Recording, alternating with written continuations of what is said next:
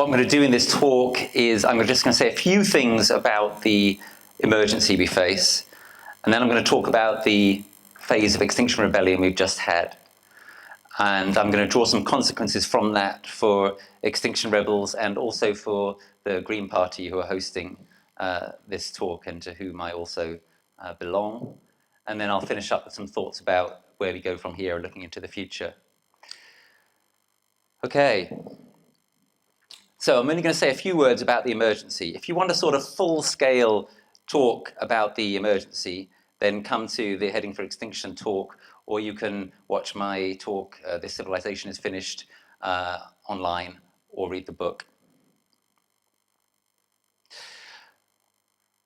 Let's imagine you've got a gas boiler, and you burn some gas in it.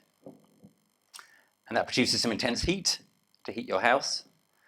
It also releases carbon, yeah, which goes up into the atmosphere and fuels the greenhouse effect. As we all know, gradually the carbon thickens and the atmosphere that is thicker traps more heat within it, and that's the problem that we have.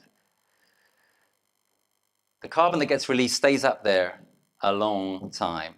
There are other greenhouse gases which are much stronger, methane, for example. Pretty terrifying that we're emitting a lot of methane now in various ways around the world. Lost it again. So the amount of methane in the atmosphere that we're adding to it, pretty terrifying. The slight upside of methane relative to carbon dioxide doesn't stay in the atmosphere so long. Carbon dioxide stays up there for hundreds of years. So you've got a gas boiler, you burn some gas, produces some intense heat, that dissipates. The carbon goes up there and stays there for hundreds of years. And every day it just traps a little bit more heat and a little bit more heat. And I'm going to reveal to you a secret. The heat that gets trapped from the carbon dioxide that gets released from burning that gas is more than the heat that gets generated by just burning the gas in the first place. So, little guessing game, how much more? Do you think the greenhouse effect is about twice as powerful? Do you think it traps twice as much heat as was released when you burnt the gas? Or maybe you think it's 10 times as powerful. Now, somebody nodding there, yeah, about 10 times as powerful, yeah. Any advance on 10? What if it's 50 times as powerful? Ooh, that would be pretty terrifying, wouldn't it? That would be pretty bad news. So Ken Caldeira, the climate scientist, has done the calculations.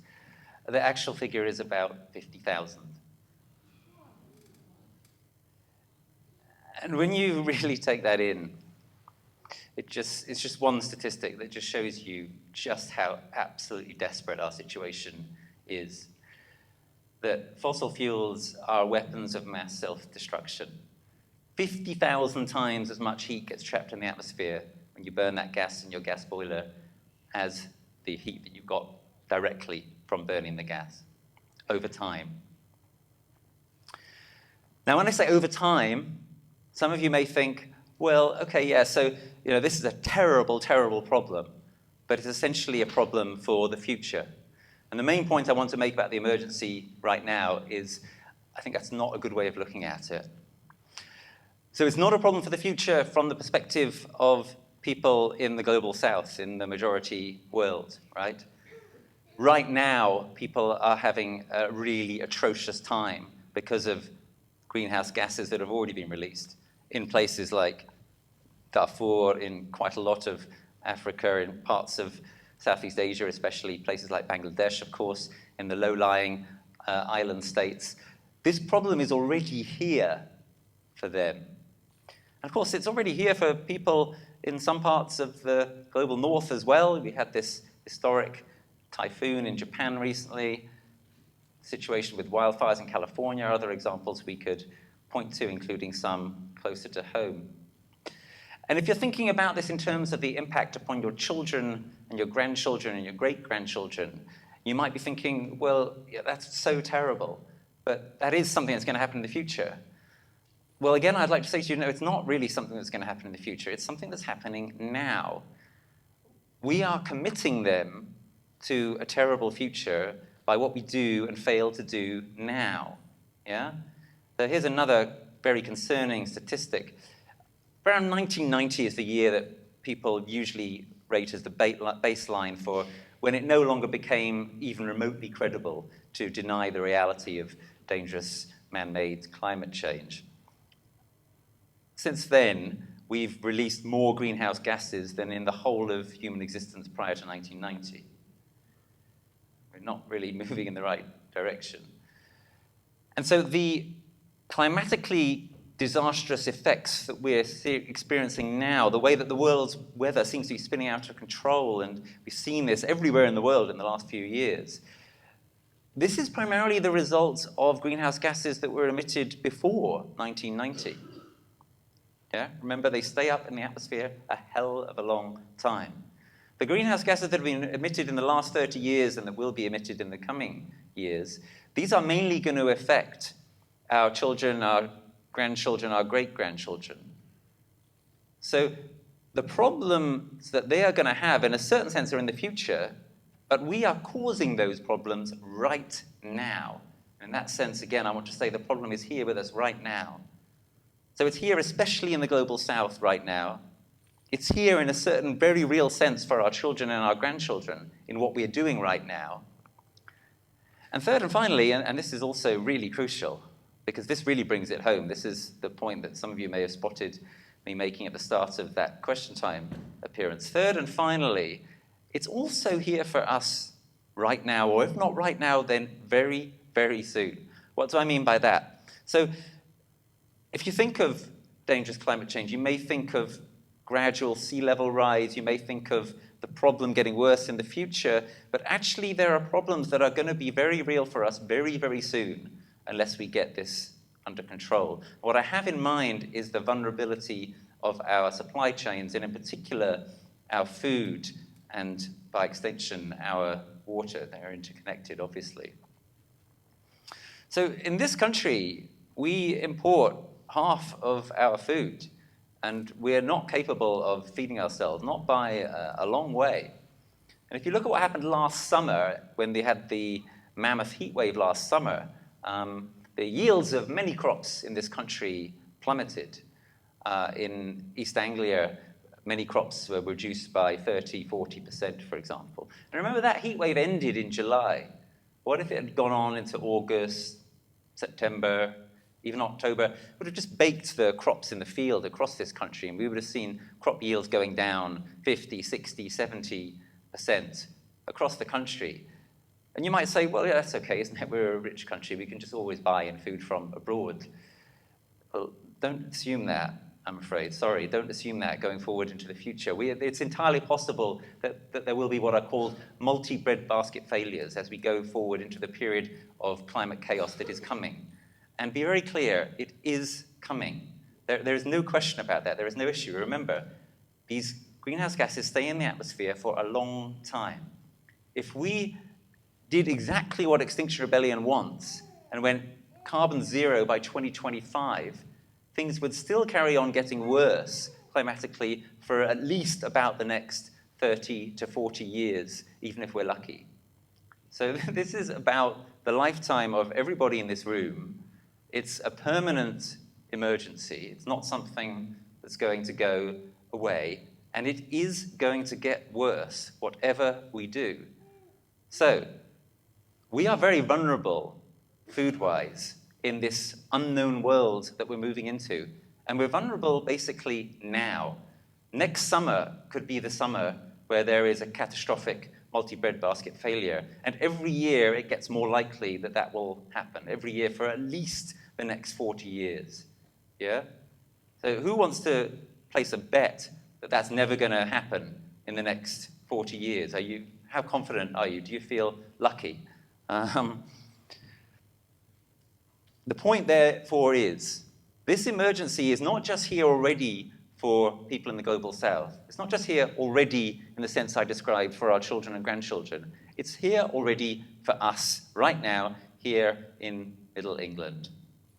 And that's a key point that I'd like you to take home tonight. Fossil fuels are weapons of mass self-destruction, and they are making us intensely vulnerable to potential malnutrition and even starvation within our lifetimes right now. And that situation is going to get worse every year that we don't rein in the problem, and every year that we don't move to adapt our societies to try to start to deal with it. Okay, so that's all pretty depressing and horrendous. And into this situation, of course, has stepped Extinction Rebellion.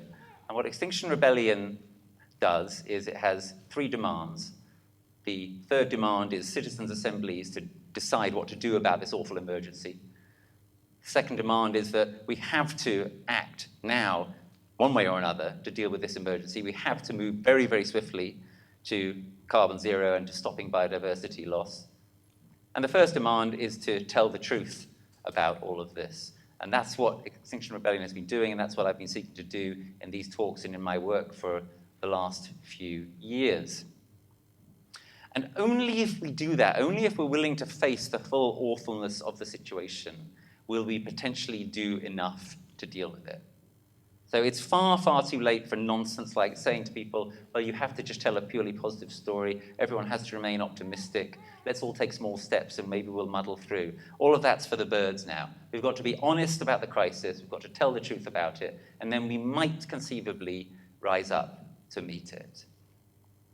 So Extinction Rebellion has come along and has knocked aside the old failed rule book of how to do environmental activism, and has said, let's tell the truth and let's act accordingly to try to facilitate society as a whole, including government, to act accordingly. And in April, we had really an extraordinary success, demonstrating in a very big way proof of concept.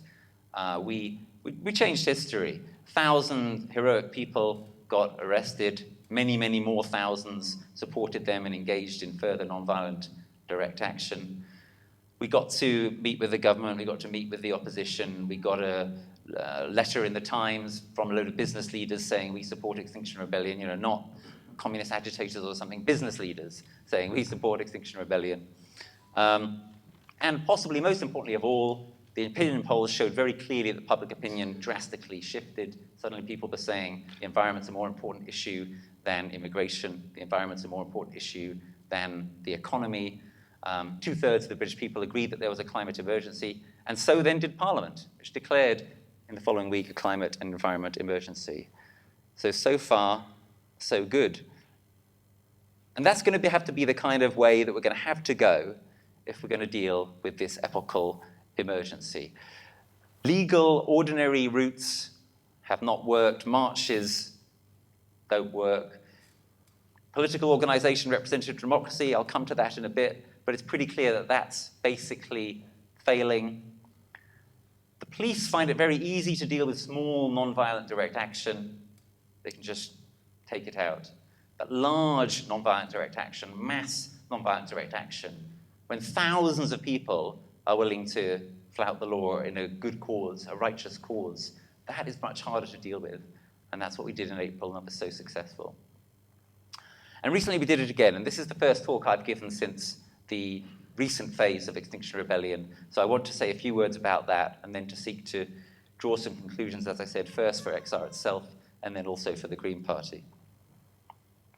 So some wonderful successes in this recent phase of Extinction Rebellion. Some tremendous successes in the media, some tremendous successes with Parliament and MPs.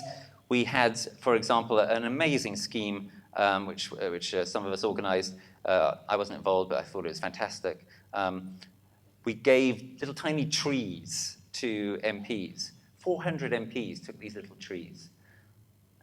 It might sound like nothing, but I think that could be very, very symbolic, that'll be lodging in the minds of those MPs, the meaning of that little act. What else from the recent rebellion? We had almost 2,000 people arrested, extraordinary. We had another 1,000 people across the world. The rebellion is spreading around the world, and other countries are doing the same kind of thing as we've already done. And in some of those places, they're having some similar positive effects. In the second week of the rebellion, we had the extraordinary situation where the police sought to ban, and did in effect ban, all protests by Extinction rebels in London. And not even, I mean, the term protest is misleading here. All Extinction Rebellion activity of any kind in London, including just basic assembly. So I was in Trafalgar Square, for example, and we were literally just kind of sitting around and chatting to each other with the badges on, and police were saying, you can't be here, you can't do this, you have to take the badges off, you have to go, otherwise you're liable to arrest, etc. Extraordinary, never happened really in this country before. We thought this was a tremendous moment where the police were really overreaching, the authorities were overreaching, they're going too far, and it was provoking a backlash, and it did provoke a backlash. Lots of politicians came out and said this is terrible. Members of non-governmental organizations and others, many allies sprang to our defense. And the court case on that is ongoing, look out for that. With the verdict, actually, maybe the verdict's happened today, does anyone know? There was a possibility it would have come out today. I've been preparing for this talk, so I haven't been looking at Twitter. Then, unfortunately, there was an incident which I think has set us back quite a bit, and I'm going to address that because I suspect it's on quite a lot of your minds, which is that a very, very small group of Extinction rebels targeted the Tube in London. Now, let me say a few words about that in a positive vein before I make one or two less positive points. First point to make is the people who've done that, very, very brave people acting in a good cause and meaning incredibly well, clearly. The second point to make about it is that it's not, I think, fair to say that targeting the Tube is in itself an illegitimate thing to do. Let me explain that. There is a rationale for doing it. One really important rationale is to say, look, this disruption is just a tiny fragment of the vast disruption that will come if the whole Tube network gets knocked out. And that is what will happen if London floods. And that is what will happen if we allow dangerous climate change to continue unabated. And more generally, it's perfectly legitimate, potentially, to target things that ordinary people are doing, like driving and even taking public transport. Roads are perfectly legitimate targets because, of course, they have cars and lorries and so forth on. But even public transport, if you're drawing attention to that vulnerability, and if you're saying, small disruption now to stop vast, endless disruption later, that is a case that can be made. It seems to me that there were three essential problems with the Tube action. The first problem is that we've kind of made that case now. We've already done lots of disruption of ordinary people, and lots of sitting in the road, and a fair amount of disruption of public transport. And I think people don't really need any more of that. I think that what they would like to see is more disruption of those who are more responsible for the problem. And that's the argument that I've made in my pamphlet, Truth and Its Consequences, which there's a few copies of over there, and you can also get it online. And that's why I was particularly pleased to see that in this latest rebellion, we spent some time targeting the City of London, which is responsible for 15% of all fossil fuel investments in the world. And that we spent some time targeting London City Airport, which is used disproportionately by the rich, by people from the city, and by people flying off to holiday homes in the Algarve and other similarly unsustainable stuff. London City Airport has a shorter runway, it has smaller planes, it has a lot of private jets. It's used disproportionately by what my XR colleague Dario Kenna calls the polluter elite. And it is clear, it is just so clear that the activities of the polluter elite have to be reined in. If they are not, we're all done for. It's very, very straightforward. To say that doesn't mean that you're a socialist ideologue or an anti-capitalist extremist. It's just obvious fact. There's so little available atmospheric space now for any remaining carbon emissions that it just can't be right for a tiny handful of people to put far more up there than everybody else. It's like in the Second World War, when one advocated food rationing in the Second World War, it wasn't because one was a socialist or a communist, it's just because it was the only practical thing to do. Yeah?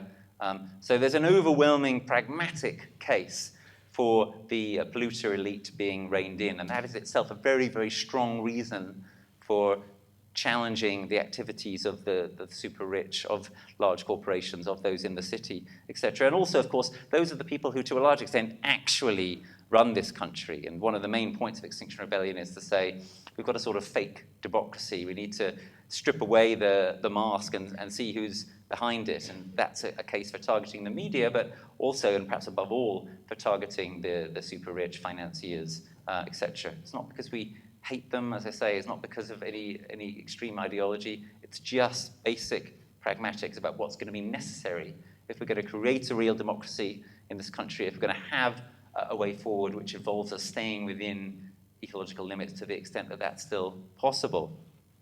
So my case is, we've already made the point that we can disrupt ordinary people. It would be great if we could now switch a lot more of our attention to disrupting government and the super rich and those who are responsible for the problems through their activities in markets and so on and so forth. So I think in that sense, doing something like targeting the tube is not the smartest thing that we can be doing. The second problem with what happened last Thursday was that there was a small but nevertheless real moment of non-violence in what happened at Canning Town. One of the rebels, under incredible pressure and having seen his friend getting beaten up, did a defensive kick against somebody who was trying to pull him down off the train. And that was a slip. You know, that's the kind of thing where hopefully if one has even better training and so on and so forth and is more centered, wouldn't happen. And that moment of our not maintaining our absolute non-violent self-discipline has unfortunately gone far and wide. The third point, and this is the point that my part of XR, the political strategy group, really wanted to emphasize in trying to argue that the action shouldn't happen, was that it was just, if you were going to do it, which, as I say, I don't think was a super smart idea, but if you were going to do it, the timing was just terrible, because we were just at the point where you didn't need to do anything dramatic to get arrested by the police. Just being in central London with the badge on was enough. And we had the momentum with us because of the way that the police and the authorities were removing our democratic rights to protest and even to assemble. And that's the momentum that I think we should have pushed home. So people have asked me, how is it possible that this action, which seemed at absolute minimum so terribly timed, how is it possible that this action could go ahead when the overwhelming majority of rebels were against it? And the answer is that Extinction Rebellion is a very thoroughly decentralized organization. But I do think that it's clear now that a group that has autonomy and has no mandate and no accountability, that it can't be right for a tiny group of people to sort of do something which in effect does, unfortunately, tragically tarnish the whole brand of Extinction Rebellion and go against what nearly everybody in this movement wants. And Extinction Rebellion has become a mass movement, and I think we have to take that seriously. If we're a mass movement, and if we've got a really, really crucial, responsible task to do, we can't allow ourselves to be knocked off course by a tiny group of people, however well-intentioned, who want to take some very, very different route. So I'm optimistic that this kind of thing won't happen again, that we'll put in safeguards to make sure that it won't happen again. And I think that's absolutely essential, because I think, unfortunately, a lot of the progress that was made in this rebellion was set back by what happened at the Tube. And I think we have to be truthful about that. So, what about the Green Party? So, in May, there were two sets of elections. The Green Party did very well in those elections. Why did we do so well?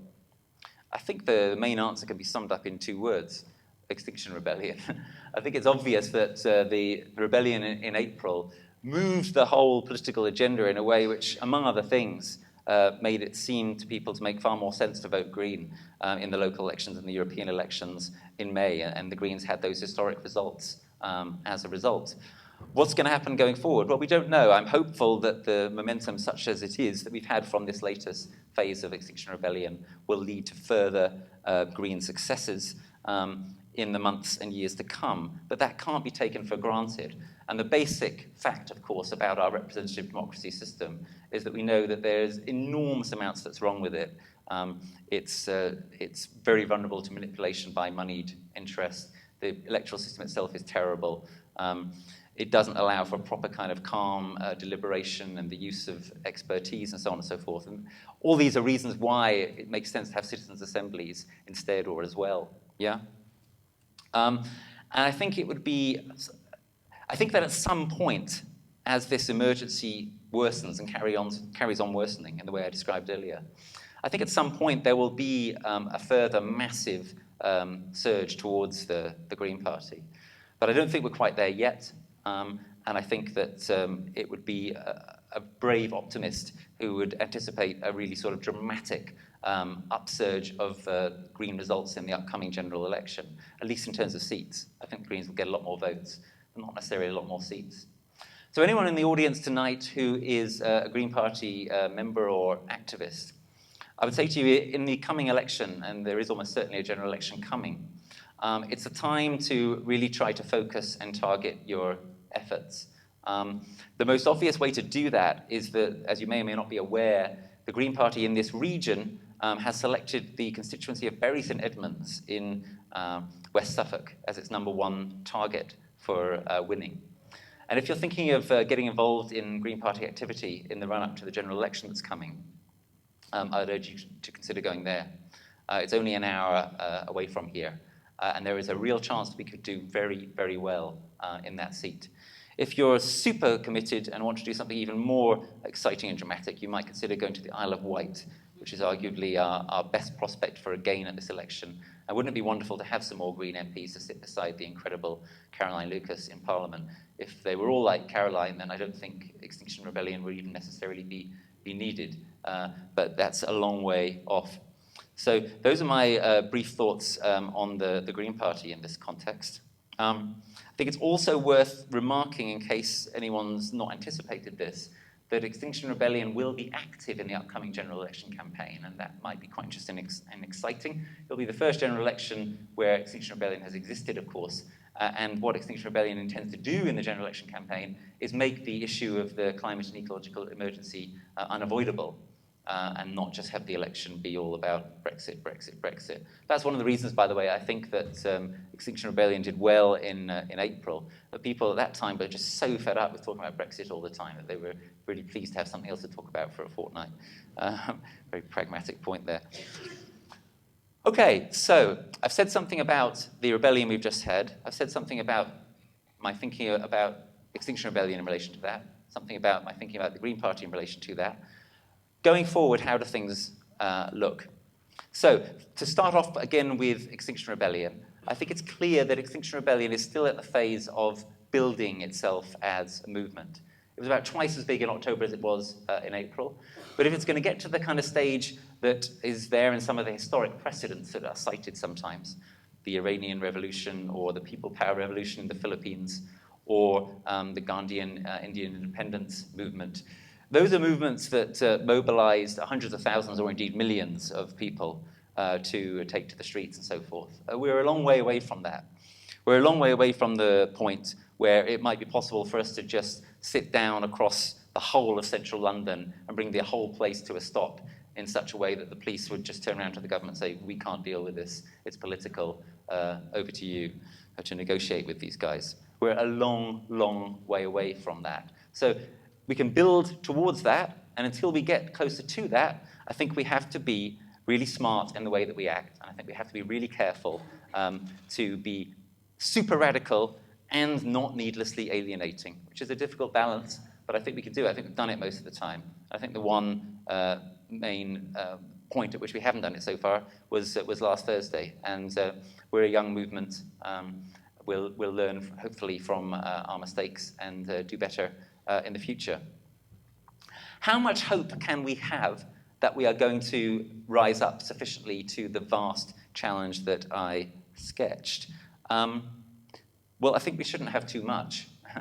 I think that anyone assessing the situation objectively is bound to conclude that the situation that we're in is unprecedentedly grim, and it's going to be extraordinarily difficult to get out of it.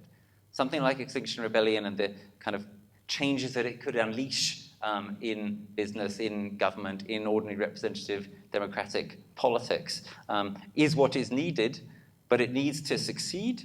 It needs to succeed fast, and it needs to succeed across most of the world. Now, when you put those things together, that's a very tall order. So what are the implications of that? Well, the first one, it seems to me, is that we do have to take seriously the possibility that this civilization will fail, that it will collapse. Now, what's the meaning of my phrase, this civilization is finished? It may not be quite exactly what you think it means. What I sketch out in my talk and in the book is that there are, I think, three possibilities for what's about to happen. Either our civilization will fail and collapse, and that'll be it. There'll be nothing coming after it. Or it'll fail, it'll collapse, and out of the wreckage we'll build something that can survive and be sustainable, which will be incredibly different from what we have. That, I think, is quite a likely scenario, the second one. The downside of it, of course, is that in the collapse and failure, there will be millions or more likely billions of people dying. The third possibility is that we will manage to alter our civilization so fundamentally, rapidly, in the kind of way that Extinction Rebellion calls for, that we will manage to preempt that kind of collapse. But my claim is that if we do that, it will mean that everything will have been changed so thoroughly in the process that in no meaningful sense will what emerges from it be the same civilization as what we have. The future will, for example, inevitably be far more local than the present. There won't be these long supply chains around the world which produce enormous vulnerability and produce enormous carbon emissions at the same time. Instead, areas will be relatively self-sufficient, and they will be looking to help each other in difficult times and so on and so forth, but they will be basically far more locally resilient than they currently are. That is how the future will be. It will either be that way as a result of civilization having collapsed and people building in the wreckage more localized communities, or it will be that way voluntarily and intelligently through a rapid transformation. And there's a phrase that I like to use to motivate that transformation, which is that there is, I believe, a beautiful coincidence between the things that we need to do to create that much more local, resilient world which stops damaging everything as catastrophically as we're doing at the moment. The very things we need to do to create that world, which is the one way in which we might not collapse, are the very things that we need to do in order to stop that collapse. You understand the point? The better society that we could have in the future, trying to reach that society, most of the things we need to do are the same things we need to do to stop society collapsing altogether. Yeah? Permaculture, more local living, much more reliance on public transport, much less mobility in general, intelligent use of technologies, but not excessive use of technologies, overcoming loneliness, eating more nutritious food because it's more organic and local and so on and so forth. It's all part of the same picture. There is a beautiful coincidence, if only we can find a way of getting there, between the things we need to do to stop civilization collapsing and the things we need to do to transform our civilization into what will be a better way of life. So that is, I think, a very hopeful thought. But as I say, we cannot bank on achieving that. It's going to be unprecedented. It's going to be much more challenging than the kind of changes that were made by Gandhi and Martin Luther King, which are often used as precedents. It's going to be more challenging than what we did in the Second World War, partly because there's no external enemy. Yeah, it's unprecedented. It's possible. It's going to be very, very hard. Given how hard it's going to be, we have to take seriously that we may fail. What are the implications of that? Well, there are at least two. One is that we need to be campaigning now for adaptation to that kind of possible future disastrous scenario in which our civilization is falling apart. What are the implications of that? What kind of things do I mean? Well, for example, it means that it makes no sense at this point to think that the future could be based in nuclear technology. Nuclear technology is sometimes thought to be a possible solution, panacea to the carbon problem. I think that's misleading anyway. But this is a new reason for being deeply skeptical of nuclear power. It is completely irresponsible to have nuclear power, let alone to have more nuclear power, in a time you cannot guarantee that your civilization is not going to collapse. Yeah? Because what will happen if it does collapse? Multiple meltdowns, nuclear waste being unprotected, spent fuel rods burning dry, spontaneously igniting, burning toxic fumes into the atmosphere for decades or centuries. An absolute nightmare, which would worsen still further the scenario of a collapsing, falling apart civilization. So that's an example of the kind of preparatory thinking we need to do as an insurance policy for the possibility, which is very, very real, that our civilization is going to collapse. We should be campaigning for that and talking to government about that and so forth. Second thing is that, unfortunately, we cannot rely on those kinds of changes, those kinds of adaptations being successfully carried out. So we have to start making our own preparations individually, communally, locally. What kind of things does that mean? Well, again, it means the same kinds of things. It means things like what the transition movement is trying to do. It means things like permaculture. It means things like thinking about building community resilience for the hard times that are quite likely to be ahead. We need to be trying to adapt in our neighborhoods, in our communities, in our regions, and so on and so forth, irregardless of whether or not government is successfully planning to adapt. Okay, I'm moving towards a close, and then I look forward to a long period of discussion and question and answer with you. Some of you may have not found this talk incredibly uplifting. What I do is I tell the truth. And only if we are prepared to look at the truth is it possible that we will do enough to stop the negative scenarios that I've been described as coming into full reality. If you've been convinced by what I said, and I suspect that many of you have already thought thoughts quite similar to what I've said, and you perhaps haven't voiced them, or you've hoped that maybe they're not true. If you're convinced by the kinds of things that I've said, then it is not possible for you to unhear those things. It won't work for you to try to expunge them from your mind. The only thing to do is to face them, and that means various things. It means, for example, that you probably need to talk about them with other people. You may wish to look at them in some kind of psychotherapeutic context. The best thing of all is to act on them. That's the most powerful way of dealing with the difficult emotions that this kind of reality and this kind of truth-telling unleash. So I want to put it to you that if you haven't already done so, given that it's not possible for you to unhear the things that you've heard this evening, then you need to move to change your life. And that could mean various things.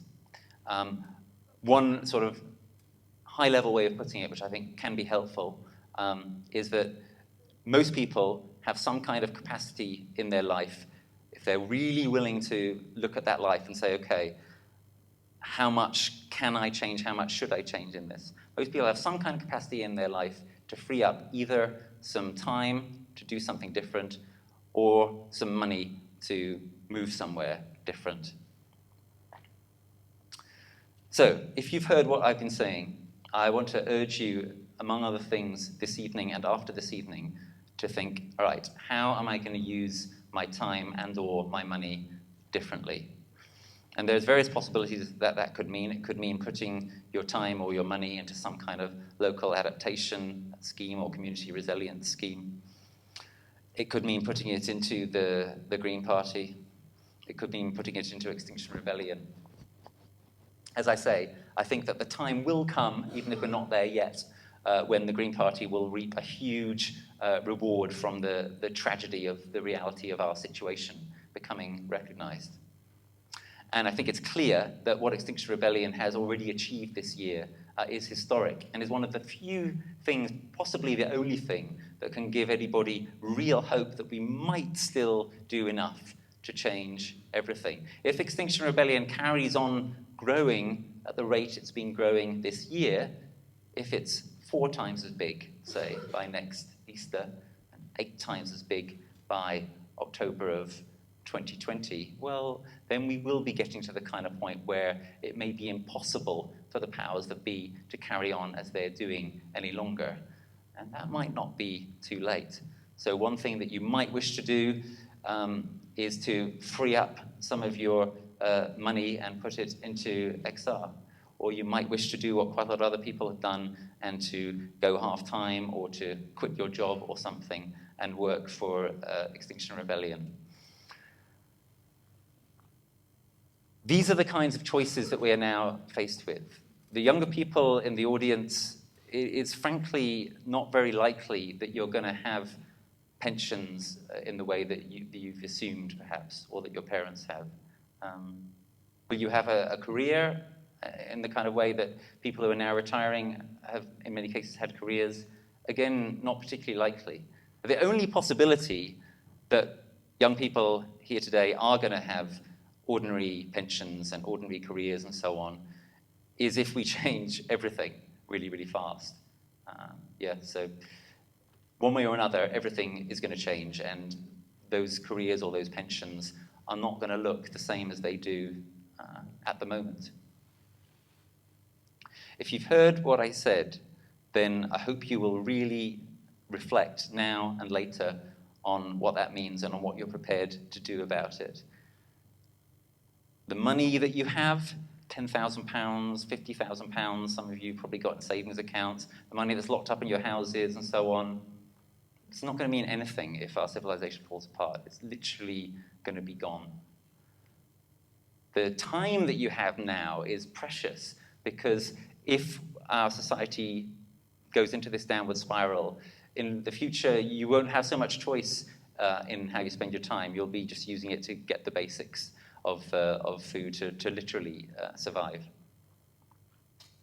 So please use the time and or money that you have now, this incredible freedom that we have right now, these extraordinary resources that we have right now. Please use those wisely. If enough of us make those kinds of choices, then the kind of extraordinary things that have been happening in Extinction Rebellion could go on and could flower and could change the future in this way that I characterize in this phrase, the beautiful coincidence. Wouldn't it be wonderful to know that what you've done has contributed to that? And contrariwise, wouldn't it be kind of very regrettable if you were to look back on your life and say, I could have done more while we had the chance? So try to be in the first camp and not the second. Thank you.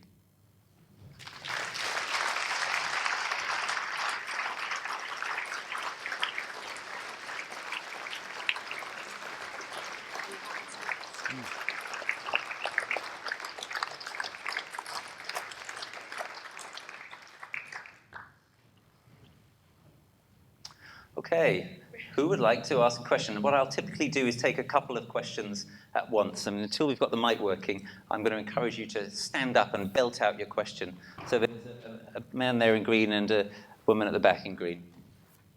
How do you envisage the formation and the operation and the area influence of people's assemblies? Mm-hmm. And at the back.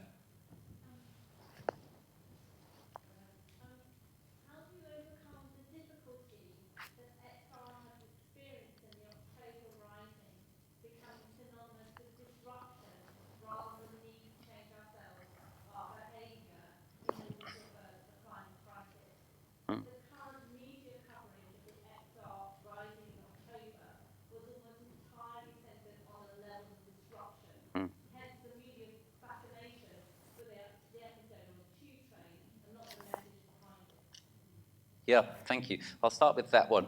So, yeah, it's difficult. In the first week of the rebellion, I was actually quite depressed by the amount of extreme negative coverage that we got this October. I then started to rethink it and think, actually, it's a kind of complement, of course. The right-wing press and the right-wing talk radio shows and so on, they realize that something's in danger of shifting, so they're really, really going for us. But that doesn't make it any easier, though. A number of us had to deal with extremely unfair attacks of one kind or another. And as you say, many of them centered upon simply paying attention to the disruption. And you'll have seen the techniques that people like myself and Sarah Lunnan and other spokespeople use to try to deal with that, perhaps. One of those techniques is to do the thing I mentioned in my talk, which is to say, you're so worried about this disruption. This is just one tiny, tiny speck of the vast permanent disruption that is coming, unless you listen to us. We're like the smoke alarm. It doesn't make sense to get angry with the smoke alarm. What the smoke alarm means is if you don't do something now, the house is going to burn down. And as Greta Thunberg has said, I want you to act like our house is on fire, because it is. So don't get angry with the smoke alarm. Don't get angry with the disruption. Actually do something about it to address the root causes. The reason why people are rising up and disrupting, because everything else has not succeeded, and we are out of time. So that's one way of dealing with it. Another way which I'm starting to use now, which I think might be even more powerful, is to say, when they say, no, this is terrible, these people in London couldn't get to work, to say in reply, how dare you talk about these people in London not getting to work as if that means we should stop, when what we're trying to do is to stand up for our children being able to live at all, yeah? Or when what we're trying to do is trying to stand up so that people in the global south get to not die in the next few years, yeah?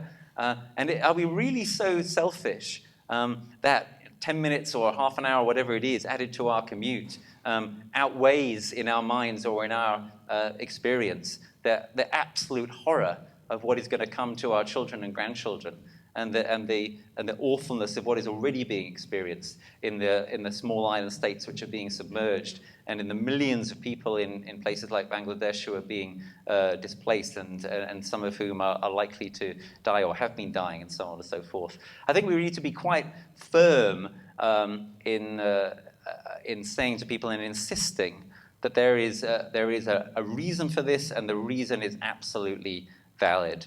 Now, in terms of the question about people's assemblies, first a little technical point. The term people's assembly means the kind of thing that Extinction Rebellion and others do when people gather and have an assembly among themselves in a sort of spontaneous kind of way.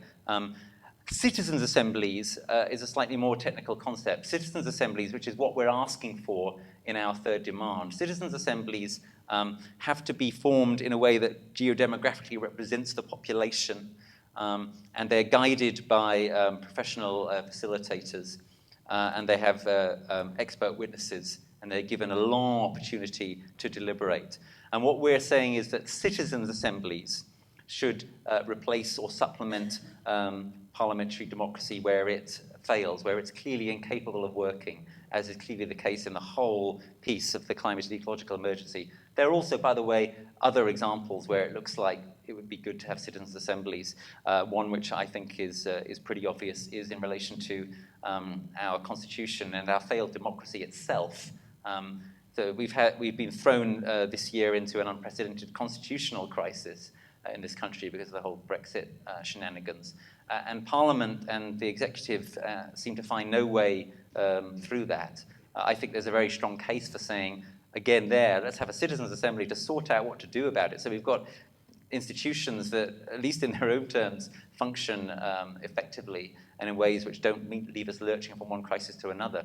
So the citizens' assembly concept is a concept, I think, whose time has come, and it could be applied in a number of areas. Some people ask, well, can we really trust it? Has it worked in the past? One powerful example where it has worked is in Ireland. The Irish nation went through a complex process of constitutional change over a period of about 15 to a few years ago. And at the heart of that was citizens' assemblies. And they were used, for example, to make real progress on the very vexing questions which had gripped that country of gay marriage and of abortion. Those issues which had seemed so impossible to resolve in Ireland, they got resolved really through the deliberative mechanism of the Citizens' Assembly. So I think there's enormous hope in the concept and practice of citizens' assemblies. And I think one of the important things that Extinction Rebellion needs to do is to make sure that we do a good job of spreading the word and educating around how they work and so on. And it is encouraging to see that they are entering into the mainstream more, and that's a lot, clearly, the result of what we've been doing in XR. One example is that a number of politicians have now called on them to be used in areas other than the climate and ecological emergency, politicians such as Rory Stewart and Caroline Lucas. Another example is that most people don't know that, but another effect of Extinction Rebellion's uprising in April was that Parliament decided to create a citizens' assembly on the climate question. It's not going to be formulated in the way we want it to be. It's not going to last for long enough. It's not going to have enough power, crucially. But they did make a gesture towards what we want. Citizens' assemblies are moving up the agenda, and I don't think that's going to stop. More questions? Here and here. We've got a mic coming, I think, so I assume it works. No, sorry, a bit further forward. I'm speaking as a white middle-class member of Extinction Rebellion. Me too. Yeah. There's been quite a lot of critique that Extinction Rebellion is failing or is having a struggle to integrate, for example, working class people and various kinds of minorities. I wonder if you could say something.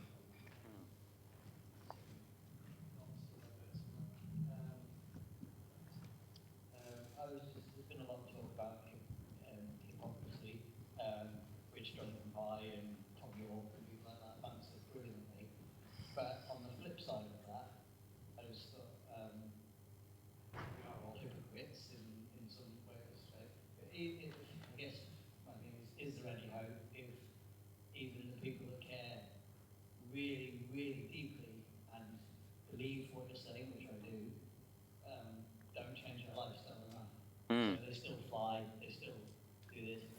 Have we any hope if those people that care deeply are not willing to completely change their lives to that extent? Yeah. So let me start with that. So firstly, yeah, I kind of agree with you, really. One thing I think is that when we get these celebrities coming and speaking for Extinction Rebellion now or expressing sympathy, we ought to kind of up the ante a bit in terms of asking them to make some lifestyle changes and say, look, it would be really helpful to us, and it would show that you were serious and so on, if you were, whatever, willing to pledge to only fly once a year or stop flying altogether and, I don't know, do concerts by Skype or whatever it might be. I think that'd be really good. But I do think that the fundamental point here is not that. The fundamental point is that we are asking for system change. And in a toxic system, it's not surprising that, as you say, all of us, pretty much, nearly all of us, live lives that are not compatible with the future that we want to create. And what we need to do is create a future together where it's possible for all of us to live lives that are closer to that ideal and eventually at that ideal. And that is what we need to prioritize. And that's why I think it's really wonderful that Extinction Rebellion has as one of its principles no naming and shaming, no blaming, no guilt tripping. And that we really mean it when we say that we're not here to call people out, and we're leaving out that element of the way that some parts of the environmental movement used to operate. We're incredibly radical, incredibly bold in our ambitions. But if you will, part of that radicalism is precisely that while we're saying, look, we need to change everything really fast, we're saying, and we're not going to call anybody out in the process of getting to that. We're not going to slag people off. We're not going to make people feel bad about themselves. What we're going to do is prioritize us all coming together to change the system together so that we can all live a life that can actually go on. Now, I think this connects with the other question, Because some, not all, but some of the criticisms of Extinction Rebellion that you've been mentioning seem to me to fall foul of this kind of criterion. Some of them are basically very kind of negative and are not, it seems to me, coming from a place of sort of solidarity or love or anything like that. And I would urge people making those kind of criticisms, consider coming more on board with us as part of what we're calling this movement of movements to achieve broad common objectives together. And consider the possibility that the way we're trying to change the way that change is done might have something to it as well.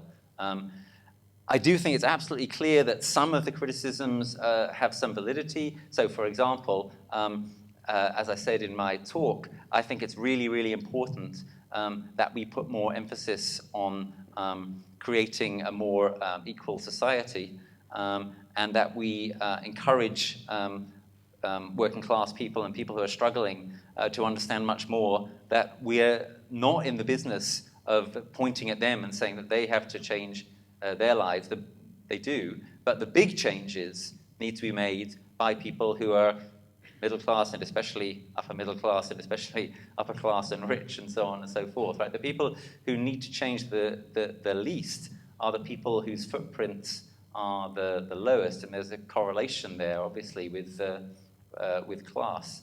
And I think that if we make that point understood more, and if we don't target the tube and spend more time targeting the airports, and if we don't target the roads so much and spend more time targeting the corporations and government and so on and so forth, I think that will be part of what's needed to enable people to understand that we're serious about justice, and we're not the kind of environmentalist who is wagging the finger at everybody, and in particular, not the kind that's telling ordinary people to change and giving rich people a free pass.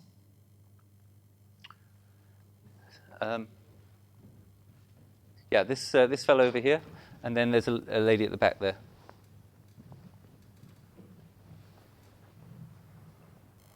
Thank you, Dennis Harvey.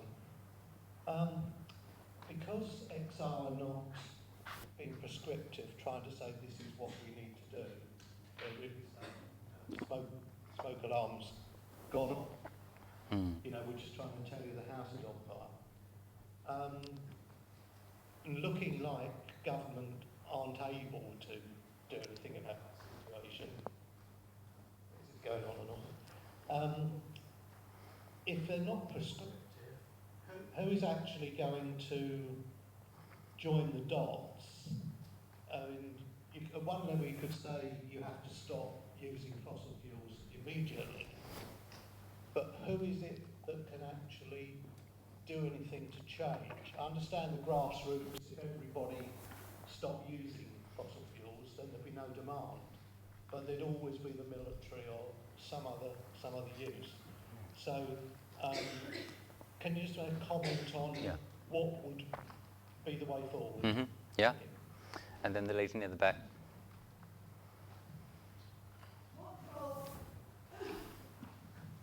What role do you see for local government, councils and the like, and what can local people do to influence?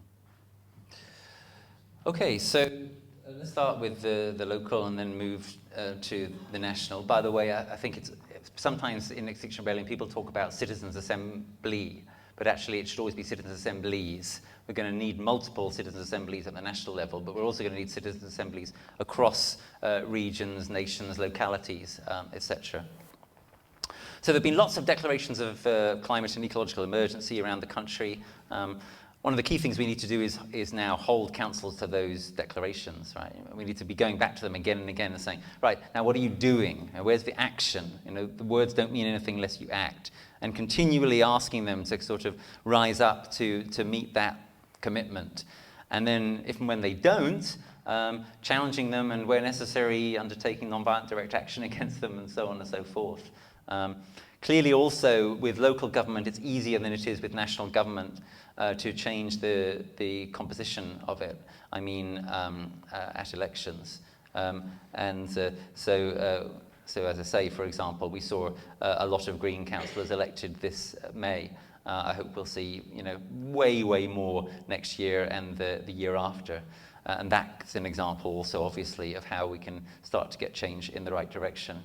So local government's role is obviously absolutely key. In particular, given that, as I said, it's clear that the future is going to be more local. And one of the things we're going to need to do is restore a lot of power to local government, or it's just going to happen anyway, and stop being the ridiculously centralized nation that we are. Now, how much in that and in the national context and so forth can we go into the business of solutions? So Extinction Rebellion is not like a political party. It doesn't have a manifesto of policies on everything. It instead has this idea of citizens' assemblies. And citizens' assemblies are basically the answer to your question. They're what's going to decide. But having said that, I do think it's important also to notice that there are various things that Extinction Rebellion and associated organizations can do to help us get to the point of having a good sense of what those solutions are. So one is to get a sense of kind of what the constraints are and what the game is. So some of the things that I've been saying already suggest some fairly clear answers to that. If the future is definitely going to be more localized, then that suggests a set of kind of constraints about what kind of policy answers are good. So an example would be, it probably doesn't make a lot of sense to be thinking a lot about how we're going to do these wonderful trade deals with countries on the other side of the world and how that's going to solve all our problems. That is moving literally in the wrong direction. If we are going to, XR has no position on Brexit, but it seems to me that it's clear, and I've written about this, that if we are going to leave the EU, then the only way it makes sense to do so is if we actually try to become more self-reliant and resilient. Rather, it would be completely absurd at this moment in history to leave the EU and say, hooray, now we can trade a lot more with Singapore and Australia and so forth. So that's one kind of way, a set of ways in which we've got a lot more than just a blank slate. Another is that I think that while Extinction Rebellion isn't in the business of proposing solutions in the way that political parties are, Extinction Rebellion can, as a result, explore lots of solutions, if you see what I mean, right? The widest possible variety of possible solutions. In other words, we can be a sort of ideas factory and offer possibilities to local authorities, national government, citizens' assemblies, whatever, yeah? Rather than saying, you've got to do this, we could say, well, look, how about this idea? What about this? If this hasn't been tried yet, and so forth. And I think that's quite exciting and sort of mind-opening. And thirdly, also, it's useful to start with demand 2 here. The second demand of Extinction Rebellion, act now to stop the emergency, meaning in this country, carbon 0 by 2025 and biodiversity loss 0 by 2025. That already creates very strong constraints. In particular, if we do things to make things worse now, there's just no way in hell that we could possibly achieve those targets. So it immediately follows from Extinction Rebellion's second demand, without even having to wait for citizens' assemblies, that there's lots of things that you're not going to do, and all the things that would make things worse. So what are some examples? So obvious examples are airport expansion, prospecting for further fossil fuels, opening new coal mines, etc., which unbelievably is still happening. HS2, there's actually lots of things which are just obviously going to make things worse and are not going to be compatible with achieving the 2025 objectives. So those things you can just kind of say straight away without having to wait for anyone to deliberate on anything. And you put those things together, the constraints on our situation of the kind that I described in my talk, a plethora of ideas which could be considered by Citizens' Assembly and others, and also the ruling out of a load of things which will make things worse right off the bat, and thinking therefore about the implications of the second demand in terms of what's just obvious from it. That actually tells you quite a lot. So, more questions. We've got somebody at the front here, and then the lady there in light green.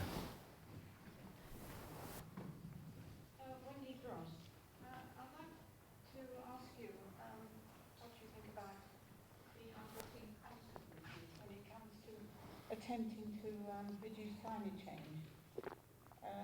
Wind farms built on moorland give out more CO2 than they say. Thanks.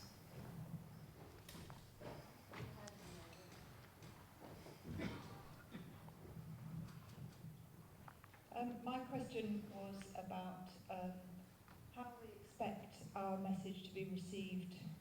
I'm a member of XR. Carrying on, so next year, the year after, are we just going to be continuing to say the same thing on deaf ears? We're already getting accusations of just having a big party in London, and it, you know, I know it's such a depressing tale that we're telling. It's quite hard sometimes. So bring one down. Okay, so I'll start with that. So, yeah, it's really depressing, and that depression has to be gone through. You know, the grief and the terror and so on. I mean, if you're not afraid, you're not getting it. Yeah, if you're not terrified some of the time, you're not paying attention. And all of these things are actually part of the power of our response, and they can fuel us. And if we're not feeling these things and then using those feelings, then we don't have a chance. Right? These emotions are what might just give us a chance of doing the kinds of extraordinary, dramatic things that I was gesturing at in my talk. You know, I hope that there are people in the room tonight who are going to go home and whatever, you know, write a check for £50,000 to Extinction Rebellion, or are going to go home and decide to quit their job, or are going to try and change career into something that really could make a difference within a relevant time frame, and so on and so forth. You're not going to do those things unless you've got a strong emotional motivation for doing them.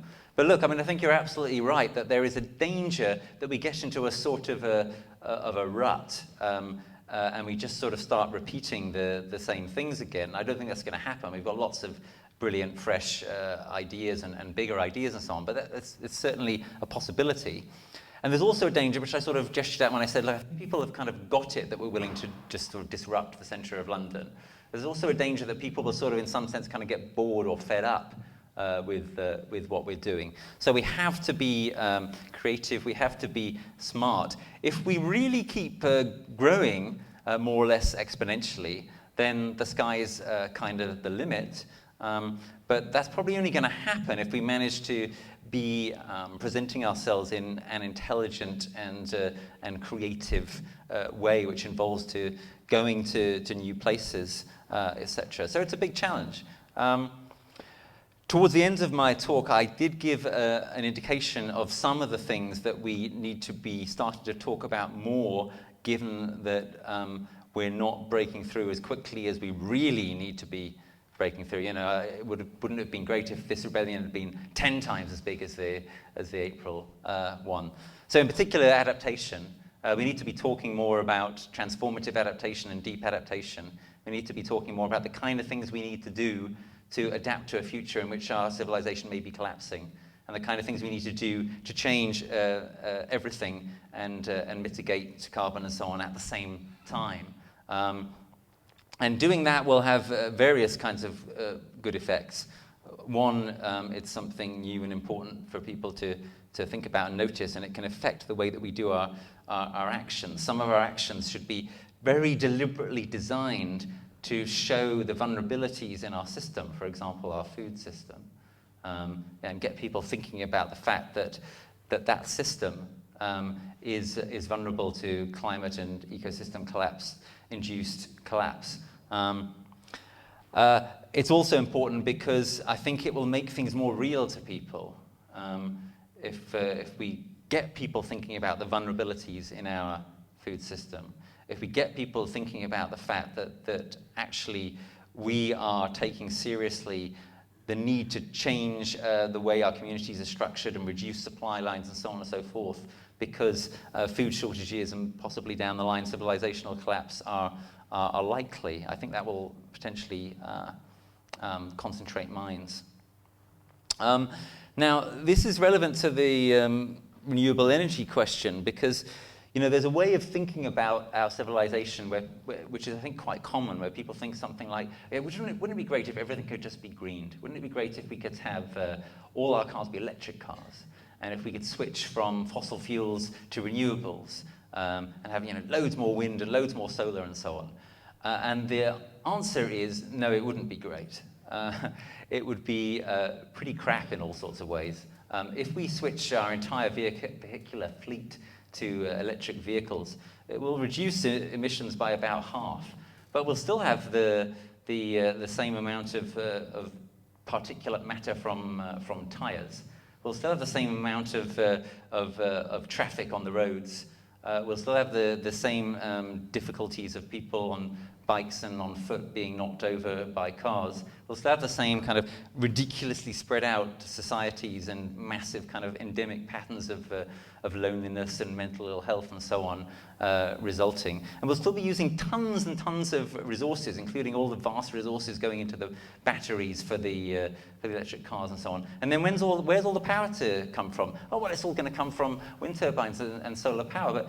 But as the lady said, if we really think that we're going to have the same amount of energy that we have now from renewable energy, that's going to absolutely devastate our countryside and require enormous input of resources and so on. No, the future is going to be a future in which there is less energy, right?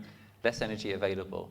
It's either going to be like that because our society has collapsed, or it's going to be like that because we've intelligently and swiftly changed everything to make it work. Yeah? So it's the same theme as I've been giving before. You know, the idea that we're just going to carry on as we are and green everything is for the birds. We have to face reality. We have to face the truth. And the truth is that the future is going to be a future powered by less energy. We're going to be smart enough to make it that way, or it's going to happen to us. And so yes, we should be wary of renewable energy schemes which are trying to kind of keep on pushing and pushing and pushing until we have the same amount of energy coming from renewables as we have from fossil fuels. It is not going to happen.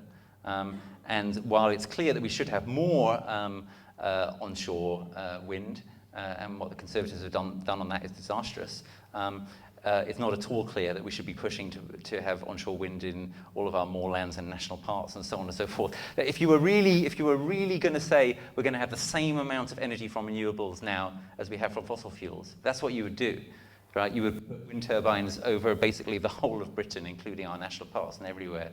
That's for all sorts of reasons not going to happen, and thank goodness it's not going to happen. A gentleman there, and then a man in there over there in the black.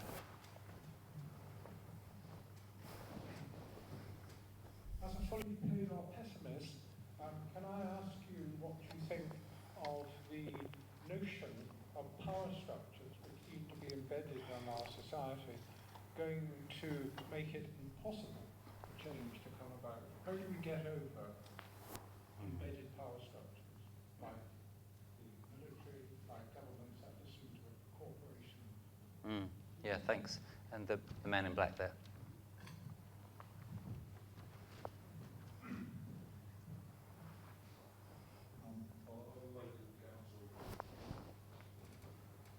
Our local council have declared a climate emergency and put a panel together of maybe a dozen people from local environmental groups to advise them how they're going to get to a zero carbon target by 2030. And they're keen to invite everybody but XR onto the panel. So I just wondered what your thoughts were on how hard we should push to be on the panel, or if maybe we can more effectively hold their feet to the fire from outside. That's an interesting one. I'll start with that. I don't know, I don't know the local circumstances, but I guess one or two thoughts that come to mind. One is that, yeah, sure, there's lots you could do from outside. You could create a different kind of fluffy action every day to get them thinking and noticing that you're still here and so on and so forth. I don't think it's necessary for Extinction Rebellion to be on bodies like that. If we are, great. But I don't think it has to be our role. I think our role is often going to be more as sort of radical outriders. So coming to the other question, part of my answer is that that's what we need to do. We need to be serious about being radical outriders. And we need to try to create kinds of change that the people in power tell us are impossible. And you know, that really is a sort of a definition of what Extinction Rebellion is for, actually, right? It's to make what seems politically impossible possible. And I think we did quite a lot of that in April. I hope we've done a bit more now in October, and that process has to continue and continue. In my experience, there's quite a lot of people at high levels of organizations in this country, political organizations, the civil service, businesses and so on, who really are quite aware of how bad the situation is. Not fully aware, but pretty aware, more aware than you might expect. Quite a lot of them say to us things like, you know, keep doing what you're doing. Or will say to us explicitly that we're making things possible to be discussed and to be done that were not so before. I think that's really encouraging, actually. I think that there are huge feelings of powerlessness in this society, but I think those are being changed and challenged right now. And certainly something I would say to you, to those of you in the room who haven't done stuff with Extinction Rebellion before, you get an enormous kind of buzz of power and freedom simply the first time you do nonviolent direct action, the first time you step outside the law in a good cause and find out that you don't sort of turn into a pumpkin or instantly get thrown in jail, but instead when there's a large number of you, you can just do it. Yeah, it's potentially incredibly liberating. The more people who get to experience that, you know, the more the power of the existing kind of power structures and norms starts to kind of ebb a little bit. So if we imagine getting to a place, I don't know, in a year's time or 18 months' time, you know, we don't have much time, but let's say it's a year or 18 months' time. If you imagine getting to that kind of place where you've got 200,000 people willing to go out on the streets and do that, wow, you know, those people could achieve a hell of a lot. They could achieve way, way more than 2 million people did who marched for Iraq, right? So probably many people in this room, like me, marched in 2003 to say, don't attack Iraq. But we achieved a small amount there, but really quite a small amount in terms of actual change. A much smaller number of people who are willing to step outside the law in a cause which is more and more recognized as clearly valid, they can achieve incredible, unprecedented things. That's where I think a big part of our hope has to rely. And one reason why I am in the Green Party is that the Green Party is the one and only political party that actually recognizes in its constitution that there is this role for nonviolent direct action. It says sometimes operating through the existing system doesn't work and isn't enough, and we have to go further. It's just obvious that we're in such a time. Right, we've got time for, I would say, one more question. So let's have a final question from this here.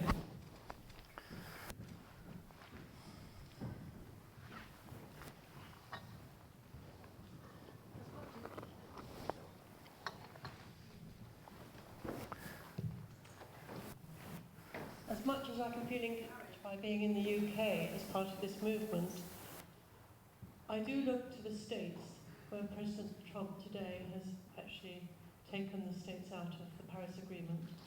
I look at China, I look at Russia, I look at these huge land masses of people who don't have the liberty that we do, and I'd like to hear your comments about how our Extinction Rebellion and similar movements can really move forward with any force with the world the way it is. Thank you.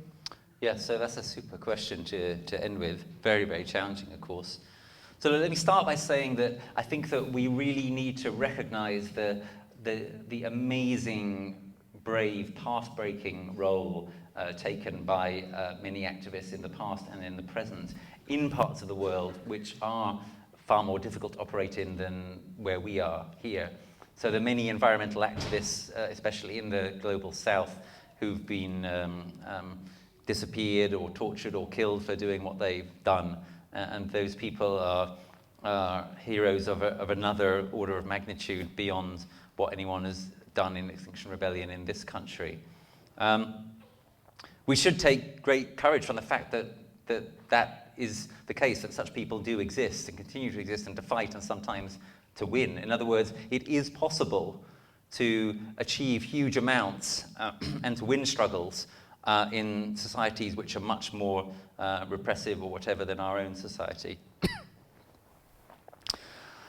Now, what about societies like the ones that you mentioned? So let's start with the United States. So a word on Paris. If you watch my talks from earlier this year, such as the climate catastrophe talk or This Civilization is Finished, you'll see my deconstruction of the Paris Agreement. I'm not saying it's a good thing that Trump left it, but the Paris Agreement really isn't that great, and we shouldn't get that upset over the fact that it's not working. We need something much bigger and much more real than the Paris Agreement if we're going to have hope. Real hope that we're going to save ourselves. And that much bigger, much more real thing might come out of the movement, Extinction Rebellion, that we've started here. But of course, the situation in the States is depressing. Now, I hope that Trump will get defeated at the elections. But whether or not he is, one of the main purposes of Extinction Rebellion in a country like this one, which globally is not very significant, is to act as a kind of model for other countries. So one of the main things that we're hoping is that we are inspiring people in America to do something similar. And we are. XR is spreading in America and spreading faster in other European countries. And that's enormously encouraging. And I think we can feel quite proud of that and impressed with what people are achieving in those countries. Turning to more authoritarian countries, the situation in Russia, very, very concerning, especially when you look at what's happening in the Arctic, which is deeply terrifying. Situation in China, a little bit more ambiguous. They're doing terrible things with the Belt and Road program and with opening new coal mines still and so on and so forth. On the other hand, they are the world's biggest investors in and creators of renewable energy.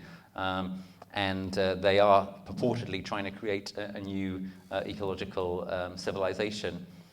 So how are we to think about all of this? Well, put it this way, again, if we think of the possibility, which I think we have to think of, because otherwise all that's left is going down the track of adaptation and preparing for civilizational collapse. If you think of the possibility that something like Extinction Rebellion could triumph in countries like this and in other countries, I think that would be enormously inspirational to other countries around the world. It would be enormously inspirational to activists in those countries. It will also be potentially inspirational to governments in countries where activism is very difficult. Why is that? Well, remember that one of the main arguments that is used in countries like India and China for not going further down the track of decarbonizing and stopping habitat destruction and so on and so forth is, well, look, they're still doing it in the West or in the global North. Why should we stop doing it? So we are actually in a position of great responsibility here. It is essential for us to get serious about changing everything. Because if we don't, there is no way that those people in the so-called developing world will have any incentive, really, to do it. And I believe that if Extinction Rebellion and similar movements triumph in countries like this one and elsewhere in Europe and in North America, perhaps, then that will be inspiring to people in other parts of the world, and it will remove the single biggest obstacle, the single biggest argument that is used in those countries for not doing the right thing sooner. So that would be my optimistic response to your question. You see, I'm not all on the negative side. My optimistic response to your question, that it is entirely possible.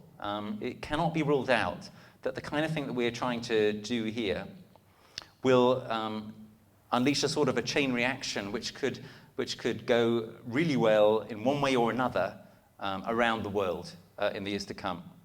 But a final remark, it's also true to say that when you look at what's happening in Russia, when you look at what's happening in North America, and when you look at what's happening in Brazil, it is deeply worrying and deeply depressing.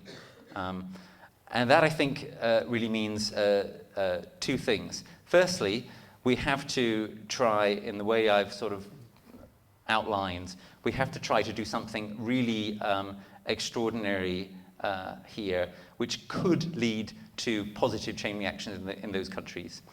But secondly, also, again, and to come back to where I finished my talk, we also have to be very realistic about the possibility that even if we do everything right here and achieve the right kind of momentum and change, we may still get brought down by what happens in Amazonia or by what happens in Siberia. And in that context, I think it's really important to not stake everything on the results, to not, as Buddhists say, get attached to the results. At the end of the day, the most important thing to do at this incredibly difficult moment in human history is do the right thing. We don't know whether our doing the right thing will be enough. We don't know how history will regard us. But what we do know is that if we don't really do everything we can at this moment, then we'll regret it later. And if we don't do everything we can at this moment, then it's probable that if there is any history to be written, that will be part of what gets written. So I would say to you all as you go home and go to sleep and lie awake worrying and so forth, I would say to you all, try to not get into the mindset of thinking, but I can't guarantee that even if I do extraordinary things, that it'll be enough. No, you can't guarantee that. Let go of that and just do the extraordinary things anyway. Do the beautiful things anyway. Do the right things anyway. And if you do that, you won't regret it, whether the world ends beautifully or not. Thank you so much. Great discussion.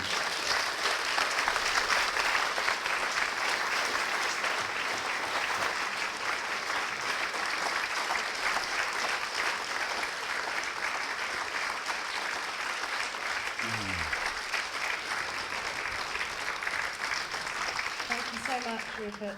Fantastic.